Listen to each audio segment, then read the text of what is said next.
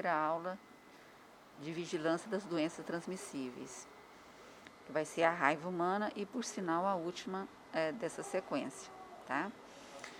Então, a raiva, também conhecida como hidrofobia, ela é uma doença transmitida por todos os mamíferos, exceto os que roem e os que nadam. Então, vamos explicar isso aí? O rato, o preá, o coelho, eles são mamíferos, mas como eles roem, ele não transmite a raiva, porque a raiva, o vírus dela prolifera na saliva. E para eles alimentarem, ele transforma o alimento em fubá, consequentemente ele não junta saliva, então por isso que não transmite a raiva. E a baleia, que é uma mamífera, né, também, ela não transmite raiva pelo comportamento. Ela fica na água, a boca aberta, a água vai lavando a saliva, ela não concentra, então ela não tem como proliferar o vírus da raiva. Então, a raiva é uma doença extremamente preocupante para o serviço de saúde, pois 100% letal, quer dizer, 100% fatal.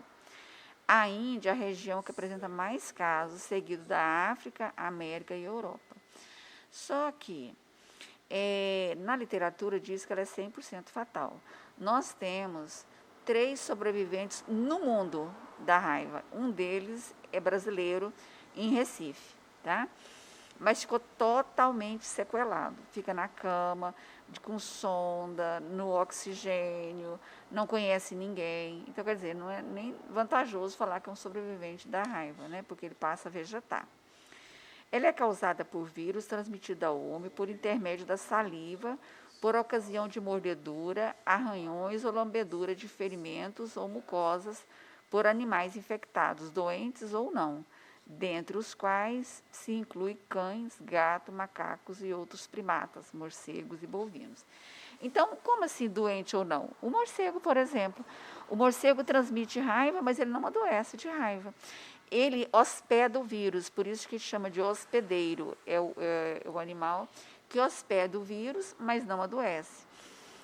Mas somente o morcego que alimenta do sangue, tá? Que transmite a raiva. O que alimenta de frutas já não transmite. Mas, como a gente não sabe qual foi o morcego, nós tratamos como animal raivoso, todos. Então, animais observáveis, somente cão e gato. Os outros são todos raivosos. Não, Lúcia, mas a vaca, o boi, o cavalo, o porco, ele é doméstico. Sim, ele é animal domesticado. Mas o que nós avaliamos na mordedura é o comportamento do animal. Então, a vaca, quando ela está com raiva, ela chifra. Se ela mordeu, ela mudou o comportamento. O cavalo dá coice, quando está com raiva. Se ele mordeu, modificou o comportamento. O porco, ele está estressado, ele fuça. Se ele mordeu, ele está mudança de comportamento. Agora, o cão e o gato, ele é mais próximo do homem e, tipo assim, puxa o rabo do gato, criança gosta muito de soprar o nariz do cachorro, aproxima da comida do cachorro. Ele não vai entender que não quer, então ele morde por defesa, não é porque ele mudou totalmente o comportamento, né?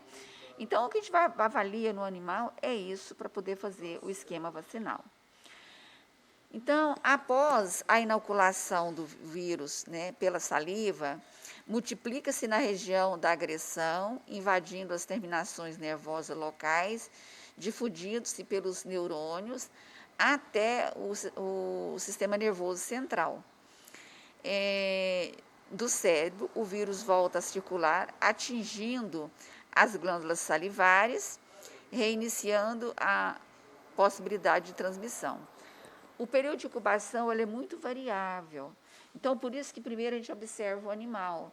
Porque o homem, se ele tiver que adoecer e morrer, 30 dias depois da mordedura até 2 anos. Nós chamamos isso de período de incubação, né? Aqui na literatura está falando que o período de incubação é muito variável e imprevisível. Os sintomas podem aparecer em menos de uma semana até 1 ano ou mais, em média 45 dias no homem. E em 10 dias e 2 meses no cão e no gato, né? Que são os animais mais próximos do homem. Os demais, a gente inicia observando, né, o animal, o cão e gato, e faz 2 doses de vacina, uma no 0 dia e uma no 3º dia, tá? De observação dos 10 dias. Por que nós paramos na 2ª dose? É porque se eu tiver que entrar com soro, eu só posso entrar com soro até eu entrar com a 3ª dose. Mais do que isso eu não posso. Lembra de eu falar no semestre passado que a vacina é a formação definitiva de anticorpos e o soro é os anticorpos prontos para nos defender? Então,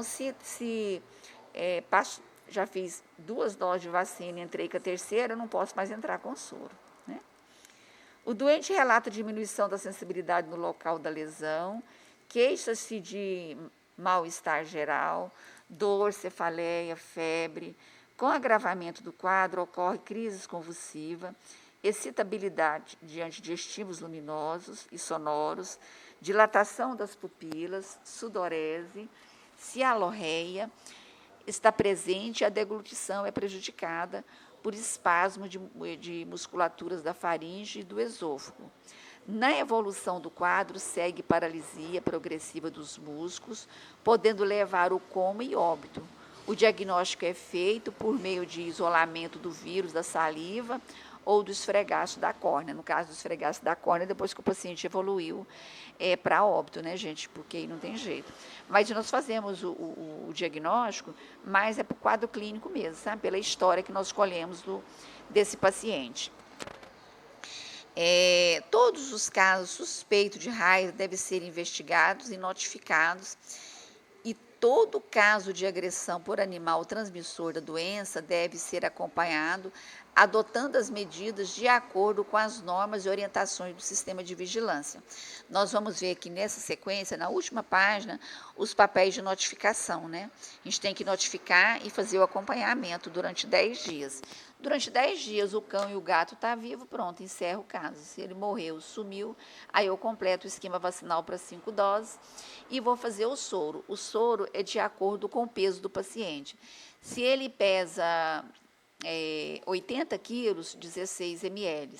Se ele pesa 70 quilos, 14 ml. Se ele pesa 100 quilos, daria 20 ml? Sim, mas eu não posso ultrapassar de 16 ml. Então, o que nós temos que avaliar é o peso do paciente para fazer o soro antirrábico. O soro antirrábico é intramuscular. Professora, mas eu aprendi em introdução que não faz 16 ml intramuscular. Sim, não faz num local só, mas eu posso dividir em 4 quadrantes, né?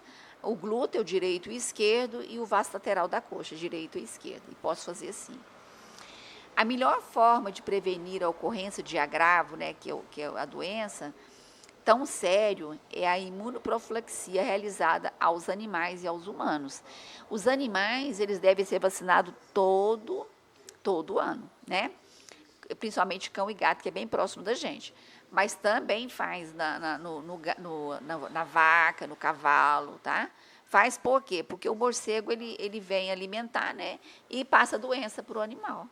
Agora, os humanos que devem fazer a profilaxia é só aqueles que trabalham diretamente com os animais.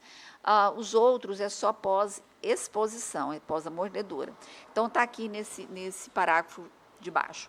Todos os profissionais que manipulam animais transmissores da raiva durante a execução de sua atividade e, portanto, correm risco de mordedura, devem ser vacinados como veterinários, bioteristas, funcionários de jardins zoológicos, integrantes da Defesa Civil, carteiros, garis, visitadores domiciliares de todas as espécies, né? Então, faz só 2 doses e espera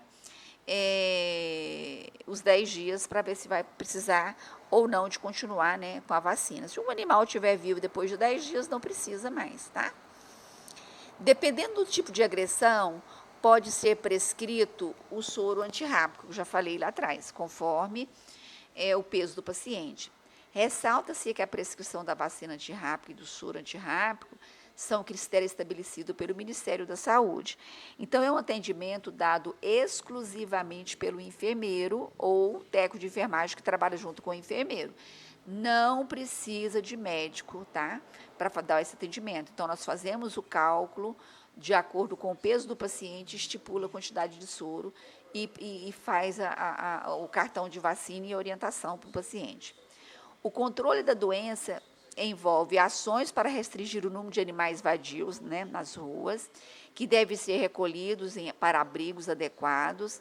No meio rural, estimula-se a identificação de criadouros de morcegos, são churrasqueiras, casas abandonadas, carvoarias, olarias desativadas, para que possam ser destruídos, né, nos locais onde é comum as pessoas conviverem em grandes áreas verdes.